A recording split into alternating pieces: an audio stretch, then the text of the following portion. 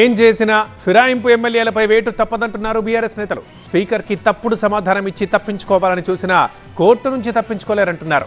ఆ 10 మంది జంప్ జిలానీలపై అనర్హత వేటు ఖచ్చితంగా పడుతుందంటున్నారు బీఆర్ఎస్ నేతలు. పార్టీ ఫిరాయించిన 10 మంది ఎమ్మెల్యేలు దొరికిన దొంగలన్నారు బీఆర్ఎస్ నేతలు. సుప్రీంకోర్టు సూచనల మేరకు పార్టీ ఫిరాయించిన 8 మంది ఎమ్మెల్యేలు తమకు పంపిన వివరాలను స్పీకర్ గడ్డం ప్రసాద్ బీఆర్ఎస్ ఎమ్మెల్యేలకు పంపించారు. అభ్యంతరాలుంటే 3 రోజుల్లో చెప్పాలి అన్నారు. దీంతో సోమవారం అసెంబ్లీ అసిస్టెంట్ సెక్రటరీని కలిసిన బీఆర్ఎస్ నేతలు ఎమ్మెల్యేల వివరణలకు సమాధానాలు ఇచ్చారు.